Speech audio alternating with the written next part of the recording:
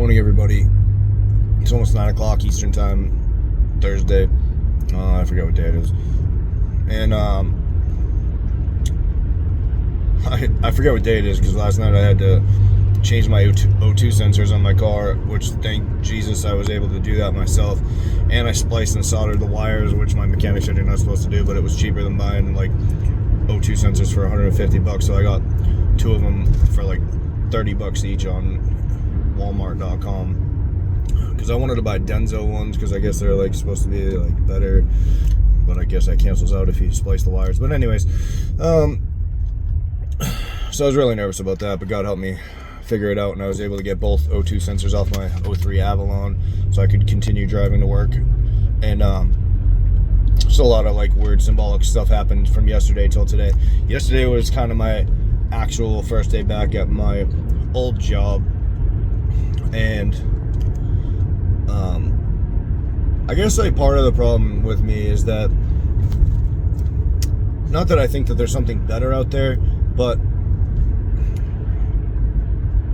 I kind of like, instead of just taking what God gives me sometimes as a blessing, I like think, oh, well, I need to go do this or I need to go do that, and instead of just staying where I am. And like, he literally told me to just be still and know that I am God a while ago, and I just didn't listen for some reason, and I should have just stayed where I was.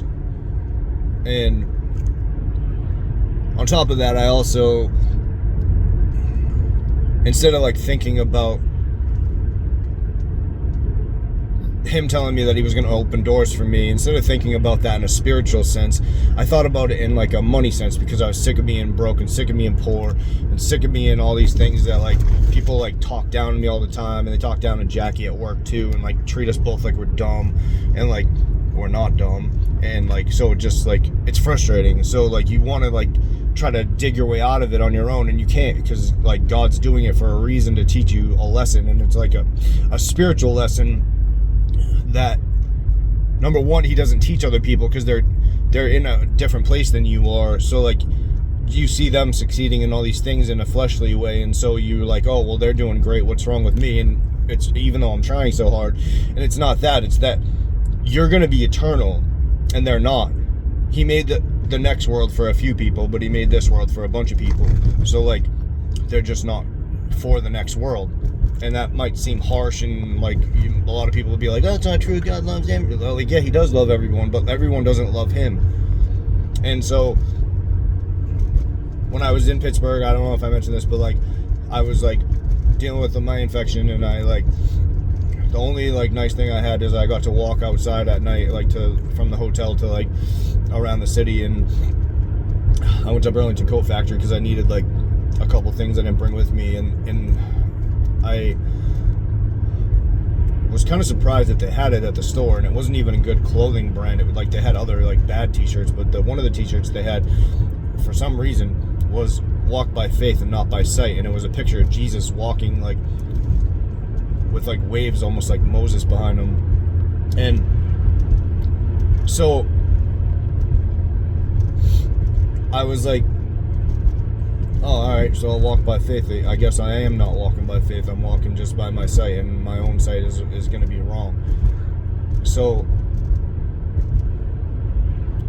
come back from Pittsburgh, like I'm at my first day at work yesterday, and like it was nice because I like doing what I did before. I don't like doing what I was doing. Like I don't like framing buildings, like roofs and like things like that. I like doing interior or exterior work that's like not even low to the ground, just like I like making things that look ugly look nice.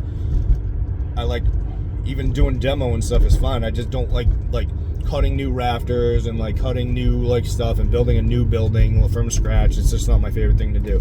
Not because it's heavy, and not because it's not fun. Like not like it's just like I don't like it. There's something about it I don't like. I don't know if it reminds me of the past working with my dad or something. It's just not my favorite thing to do.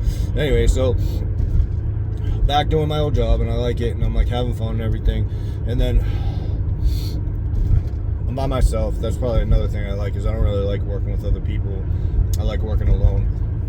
And so I'm like mudding a wall inside, and then I was outside doing siding, and I was doing a good job, made it look nice, and I was cleaning the siding because I had to patch it into like I had to take the old siding and like match it back into like the old stuff that was there and take down the stuff that looked like crap and just make it look nice basically. And then so I was just kind of like making it was like a little old lady, and I felt bad, like she was old, and like I don't know why I always feel like that when people are old because they're close to death, I guess, I don't know. So like there was finish nails that had rusted that were holding the top piece of siding in, because when you cut it at the top you have to like nail it so it doesn't fall down because it doesn't lock in place right. And so these had rusted, so I just happened to have gray caulking with me, so I'm up there like doing something I really didn't have to do, but I just wanted to make it look nice, so I'm up there caulking it. And when I was in the corner, there was like a rose thorn bush, and obviously it's not blooming yet, but it was just like dead, and it had some pretty big thorns, and I was like, oh, be careful of that. And there was like enough space to get not like be in the way of it, you know, but like I just happened to hook my leg on it, and I pulled wicked hard, and it like ripped my leg, and I was like, oh, and I didn't even check it. I just like left it, and I don't know why. I just was like too focused on working. And when I got to like Lowe's later on, I looked and I was like, oh, it's bleeding, and I was like, oh, I guess it's just bleeding, and I thought it was like bleeding down my whole leg, but it wasn't. I had cut, or God had cut, I guess, a J in my leg, and I'm like, wow, that's real. I didn't notice till this morning, and I'm like, wow, that's weird. It's like, why is there a J, a perfect J on my leg, like deep cut, like really deep cut? And I was like, that is so weird. And then like, I'm like driving at first I thought it was Jackie or Jared, like my wife or my name, and I was like, oh, that's crazy, I got my initial on my leg. And I didn't even think of it. Jackie said it, or like just now when I just texted her. When I was on my way to work this morning, it said on 2 license plates, and it always happens in the same spot for some reason, I don't know why. The one license plate said escape, and the next license plate said Rose 333. And I just cut my leg on a rose bush the day before, and it was my first day back at this job, and and it's like my fault because I didn't listen to God just to stay where I was. And all the culmination of like what I'm saying right now is like just came to me like recently, like. And so then I tell Jackie this, and she's like, oh, J for Jesus. And I was like, oh, I didn't even think of that. And then I looked up like the significance of what your left leg means, and it means like, well, go look it up what the significance of your left leg is online. But it has a significant, like, it's number one, it's your leg that stabilizes you when you're weak. That's what it said, and I am right now very weak. And it also is like, your right side is your side of strength, and your left leg is like even in like Catholic churches they say like the left hand is like the left hand of the devil, and like they whack your hand with a twacker thing if you are a lefty when you write, because they don't want you like being like the devil. Like my friend told me that, and they used to beat his knuckles like with a twacker thing in Catholic school, and like because the Bible says something about all this. But go look up what Jeremiah 33:3 is or something, like I think that's the verse. And come back and like write a comment if you read that. It's either 33:3 or 333 or something, but it's like, and then Matthew 13:33. It's like all these things like that are happening to me are like for a reason. And the other thing about my car, which is kind of crazy, is when I first got this car, I was like so happy I had a car. It was nice, it was clean, everything. I was like so happy. I got it for $2,000. I was like, wow, this is sick. The second I drove it, huge rock hits my windshield. No big deal. It doesn't crack all the way, right? As of right now, there's a line going from the left side of my windshield to the right side that the whole thing is cracked almost in half, and it's like $500 to fix it that I don't have to fix it right now. But if you saw the shape of this, it's like, looks like the economy is like when it's about to take a dive, then it plateaus, and then it goes over like halfway across my windshield to the direct center of my windshield to where the rock is. And it kind of looks like if like a meteor hit the earth. And then like the rest of it is like a little bit, it goes up, and then it goes straight down to nothing, to the bottom of the windshield. And I don't know why, but when I saw it, I was like, that kind of looks like what's happening in the world right now if we were to start the tribulation right now. The economy starts to take a dive. It goes down to a total flat plane, like as if the whole world was on the same plane. And then it goes over to like the rock hitting the ocean, like when Michael stands upon the sea and like the meteor hits the earth, like the movie Deep Impact, Armageddon. There's one other one, I forget the name of it. But all these things, like, and then like if you read the prophecy club of the dude that talks about how after the Lord takes everybody to protect them, that Ken Peters, I think, he says that after that there's like 4 months of like people preaching the gospel and stuff like that, and then they take everybody and put them in FEMA camps basically, and that's when everybody gets their head chopped off by the Antichrist, which is Obama, which is who ordered 30,000 guillotines. And if you want to see what I'm talking about, I don't even know if you can like see it from this. Probably can't even see it because of the way that it's angled, but it's like right here, it goes down like this, comes down, there's a big divot in my windshield right there, and then it goes down to nothing. I don't know if you can see that very well, but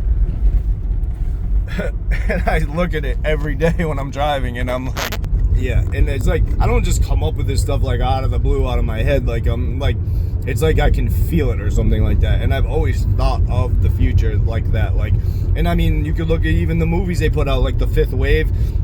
Like first there's a tsunami, then there's an economic collapse, the tsunami, then there's a bird flu that kills everybody. These are things that are in the Bible. I'm not like making it up. This is what it says. Like a fourth of the men in the world will die. I will make men more rare than gold upon the earth. So if you saw the footprint of another man, you would be astonished, type of thing like that. It's all in the Bible. And that's in the canon, not to mention the books that were took out of the Bible. I mean, I read them all the time. The 15 prophecies of doomsday, from the medieval Irish Apocrypha, like the Book of the Bee at the end of time. There'll be a worldwide Muslim takeover, and then the giants are released from the north. I mean, I could go on and on and on, and these things are in my head all the time, every day, all day. Like, they just don't go away. So I live it. And it says that it's like a lot easier to be like ignorant than it is to be wise, because when you're wise you see all these things, and it's like, I'm not afraid of it, I'm just telling you what it is. And there's like so many people, like there's a lot of people in the world, more than half don't even believe Jesus exists. The people that do say they believe that Jesus exists, he's just like in the past. Most people don't even like care about like things that happened 5 days ago, 5 weeks ago, 5 months ago. He's from 2,000 years ago. So they just like, you know, they just relegate it to like something that's like, yeah, I'm a Christian. Yeah, I try to treat people good. Yeah. It's a lot more than that. It's like a living thing. Like,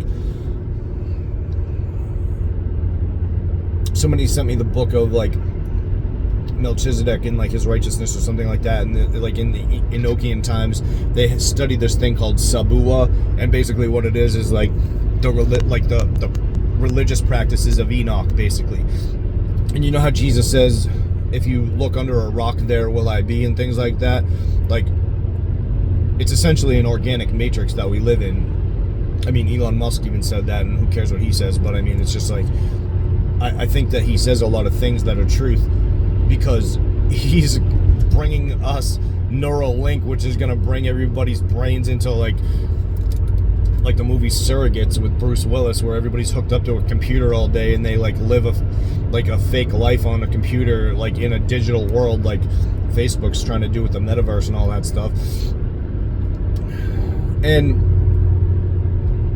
that's what people like don't get to. I'm just jumping around here, but I mean, like, that's what people don't get to, is that like, oh, and I don't know if you noticed, like, I've always worn the same sunglasses. I lost my sunglasses on the horrible first plane ride. I didn't even mention that, the horrible first plane ride. So my old boss that I had for like a month at Optimum, which was not Optimum, they were so cheap that they made us, from New Hampshire to Pittsburgh is a 10-mile drive, and they made us take 4 flights, 2 to get there and 2 to get back. I know it's just 1 layover, but because there was a storm, we had to fly to North Carolina and then 3 hours to North Carolina and then back up to Pittsburgh instead of going to DC to Pittsburgh.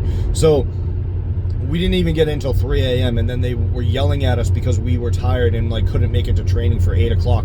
And the plane ride, the first plane ride, there was something wrong with the plane. They stuck us in the very back seat, and I was with a dude that was bigger than me and runs hot, like, anyway, and was wearing a full sweatsuit, and his arm is like on, like, here. It's like we're like this, and I'm like crouched against the window like this the entire plane ride, and the engine was running hot. The front of the plane was freezing cold. All the stewardesses had blankets on at the front of the plane, and we're in the back sweating to death. They gave us ice to put on our heads because we were hyperventilating, and I was going through a massive tooth infection that had gone into my eye socket, and I didn't know. And so while I'm on this trip, I almost had to go to the hospital. I'm like at a lunch with my trainer, and I'm like, bro, my heart's racing. I think I got to go to the hospital. And like, I didn't go, but I called my dentist and had my oral surgeon because my dentist wouldn't give me a Z-Pack, and I had to order a Z-Pack. And then when I get back, I'm like, for the past 2 weeks before now, I was on a Z-Pack, and it was like literally almost killed me. I'm not just saying that. I thought I was gonna die every single night.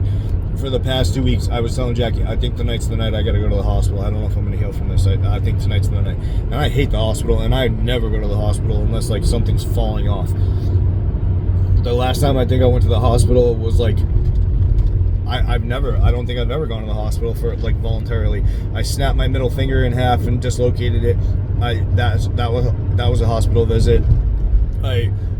And these are all when I was younger. I broke my arm when I was 5, had to get a cast. That was one visit. And then the other visit, when I was like 6, my babysitter pushed me into a bureau, and I had to get plastic surgery over my eyelid, over my eyebrow right here, because my eyebrow was like gone. It was like inverted into my head. Other than that, I don't go to the hospital, not for nothing. I don't even go to the doctor. I think it's a hoax. Except for like when you gotta get stitches or something sawn off or put back on. I'm not going. So anyways.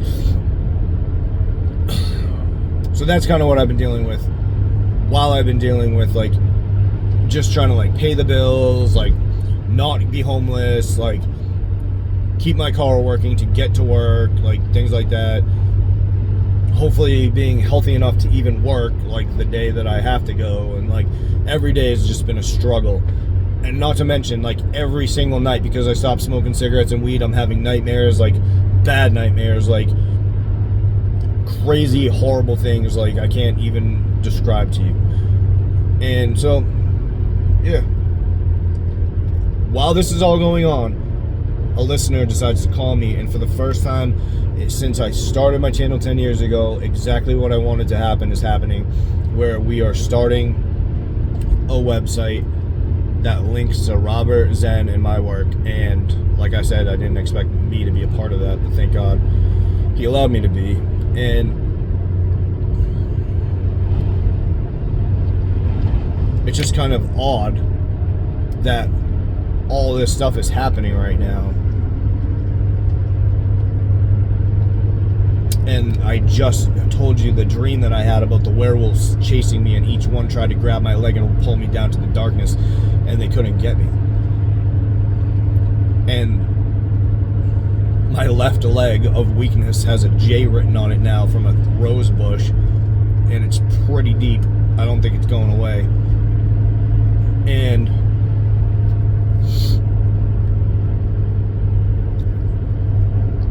right before I dreamed the werewolf dream of a vampire, you know, with the lichens and the werewolf, the lichens and the vampire directing the werewolves to like kill me. And then I was out in the field, and like I grabbed the pregnant woman, and we ran to the wilderness. And I just told you I saw the escape license plate this morning. And then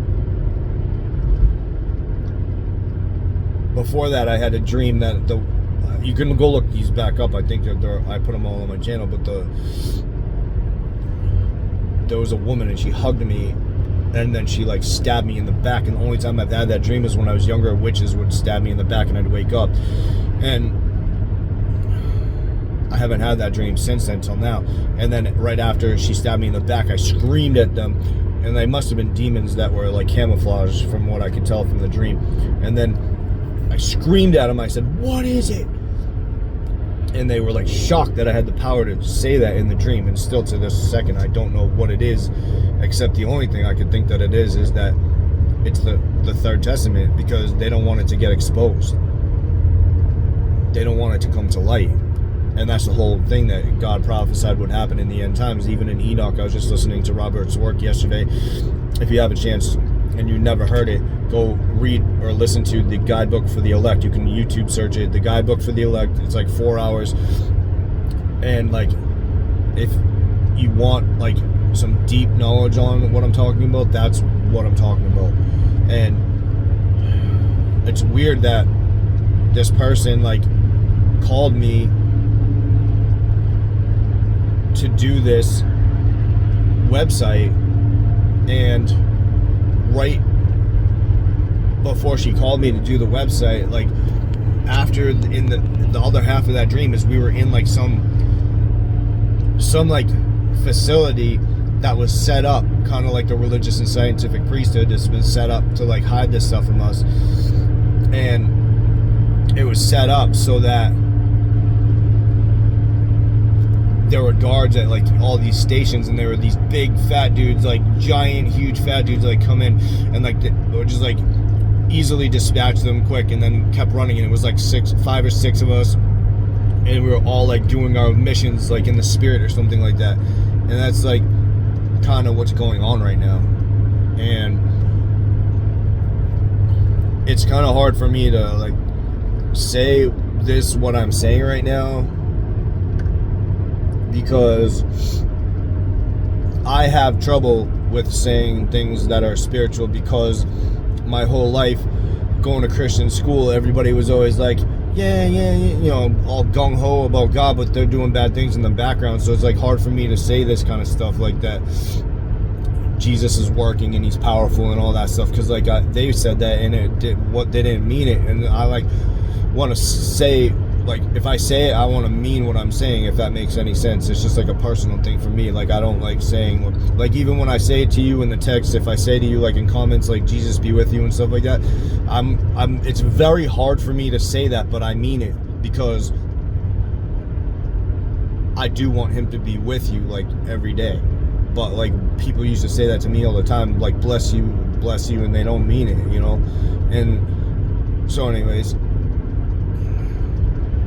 if you have a chance, like, to read the Guidebook for the Elect, listen to what Robert's saying about the keys, and like what Peter means, what John means, what James means. It will like blow your mind. And if I could tell you the sequential way to listen to it, I would listen to the Guidebook for the Elect, and then go listen to his Revelation series with Carol, which he just recently did another one to follow up on his old series. And the old one is 9 parts. All of this you can find on his YouTube channel, Apocryphon 1970, or you can go to his website, scriptural-truth.com, which eventually, once everything's done, will be hyperlinked from the website, stillnessandrepose.com, that the listener had set up for me. And she wants me to say it's my website, but it's a group effort, trust me. I haven't even really done anything except pick the name. So I hope God's with you today, guys, and I hope like everything I just said made sense, but I'm kind of just saying it so that it's out there. I'm not like saying this so like you think anything or whatever. Like I'm not the kind of person that's like, tomorrow we're all gonna be saved. I have no idea when. I'm just like saying that, like, you know, I'm not a doomsday preacher, and I'm definitely not like trying to like say like this is happening, whatever. I have no idea. I'm just saying that, like, in my personal life, I was struggling recently. I've been struggling for the past year very badly, and apparently God didn't give up on me. And so if you think that you feel like he gave up on you, he didn't, and he's real, and he loves you, and you don't have to be feeling like that, because it's not true. It's just the devil attacking you. And when he does that, you just got to try to be stronger. Ask God for strength, because you can't really do anything on your own. And I hope that helps. God bless you guys, and have a great day.